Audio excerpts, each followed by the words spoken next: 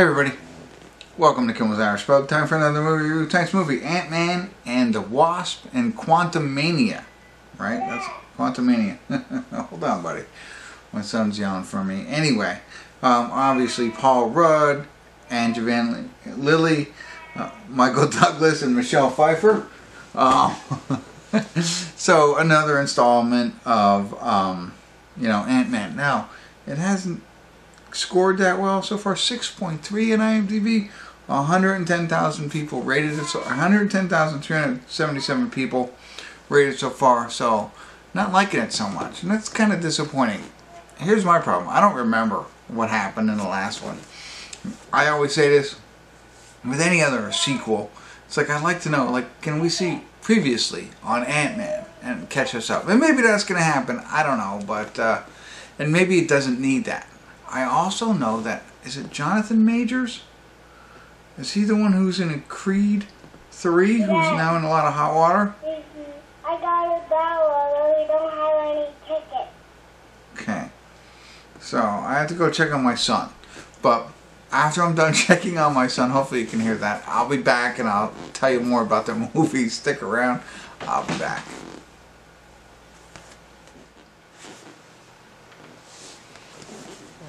Hey everybody, want to do a quick check-in here. We're watching Ant-Man and Wasp, and the Wasp, and Quantumania.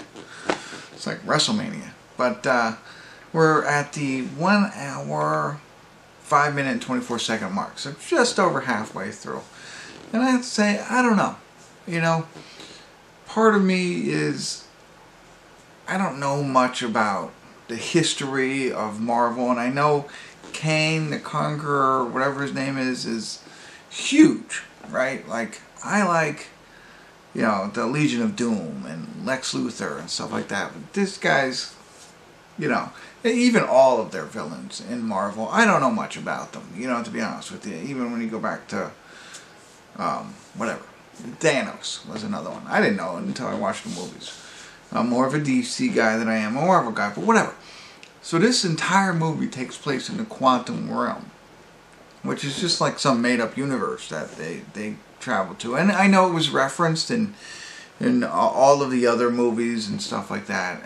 But now it's kind of like they traveled to Star Wars, is what I get the sense. Oddly enough, it's funny because that's what I thought. Like, a lot of the characters are like Star Wars-ish, and meanwhile they bump into Jinora, right?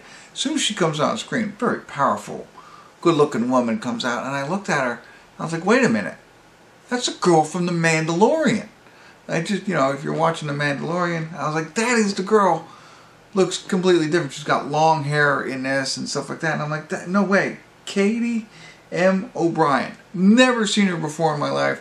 See her in The Mandalorian, and there she is here, and I'm like, it is Star Wars. Like, they just made it to The Mandalorian. I just thought that was pretty funny. She's like, I think she's a cool actress because I think she's fresh, she's new, she's different than everybody else.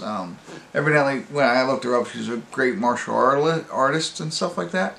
That's cool. Although they don't. I haven't seen that in The Mandalorian. I haven't seen it here, but that's cool.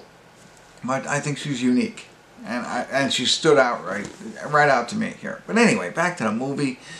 Yeah, so basically, and I guess there's nothing wrong with it because I tell you what, the effort that goes into this kind of stuff, like the CGI, the costumes, the makeup, and the characters that are all down there is phenomenal. But it's like, I thought about it this way, it's like they just created a whole new thing. Right? Like, instead of staying, and that's fine too, instead of staying with the Avengers and the storylines and all that stuff, it's like, let's just take it from here, present day, this whole new thing. We could do whatever we want now. Reference a little bit here and there. Michelle Pfeiffer, who was in the quantum realm for 50, 30 years or whatever, so she's got a little bit of a backstory here. Drop in his kid from the, his kid's name in the movie is Cassie. But she played in a Netflix series called Society that, ended after 1 year. That should have continued. Here's my plug to let Society come back. But she's in this, and that's great. And I don't know. it doesn't seem like you really needed to see the other Ant-Man stuff, except for to know that there's a quantum realm and Michelle Pfeiffer was in there for multiple years. Other than that, I don't know. But it's like a whole new thing. And if you can't tell, I'm not too crazy about it, but we'll see. I don't know. And again, the Kang, the Conqueror, whatever, and the guy from Billions is in it. So, I don't know. We'll see. Let me get back to it here. We got a whole hour left to see how it goes. So stick around. I'll be back.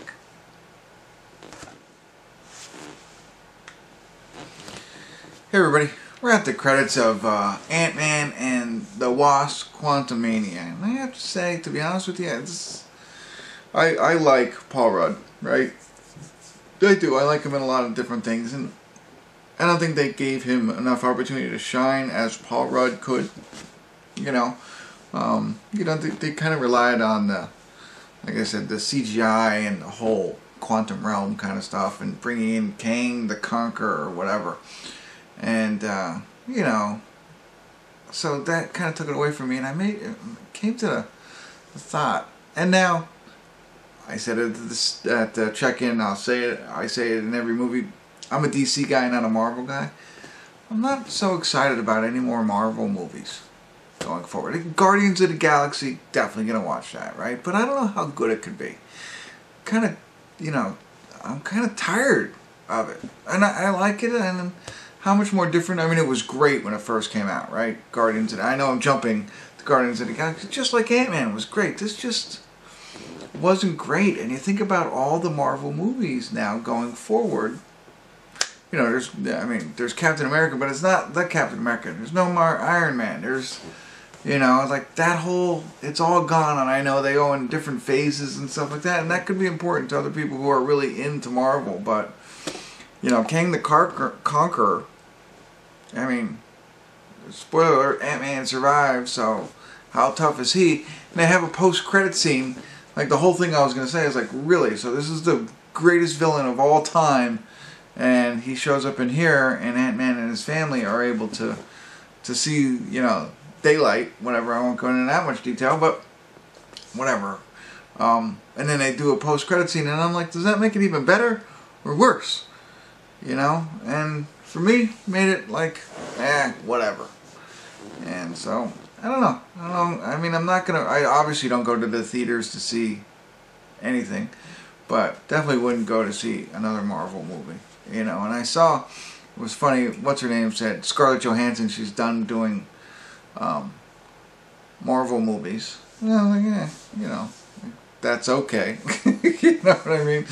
I don't know, the Hulk, I like the Hulk. I like Thor, I like all the characters, but it's just like, you might run the gamut on that now. It might be, Spider-Man, that's true. Spider-Man's Sony, so, and I'll definitely go see Spider-Man, you know, and that kind of thing. But after this one, and I guess that's kind of telling you what I think of this movie, right? I get the score, 6.3. I don't like Angelina's hair, however you say her name. I don't like the Wasp's hair, but I know it was short before. But I did like the Society girl. I thought she was good, and she was like a nice addition. But otherwise, I don't know. It just kind of disappointed me. Not enough pizzazz, I guess. There's not enough room for Paul Rudd to be funny. Everything was like, okay, we're just going to make this whole other thing just for a movie, kind of. I don't know. That's it. That's all I got for you. A little disappointed. Was excited to see it, but not so excited now that I did. But hopefully maybe you guys all like it. Not deterring you from watching it. You're going to check it out anyway if you watch all the other superhero movies, but I'm not too excited about what James Gunn is doing either, so I don't know. Guess it's back to romantic comedies for me. Alright, that's it. Thanks for tuning in. Kimmel's Irish Pub.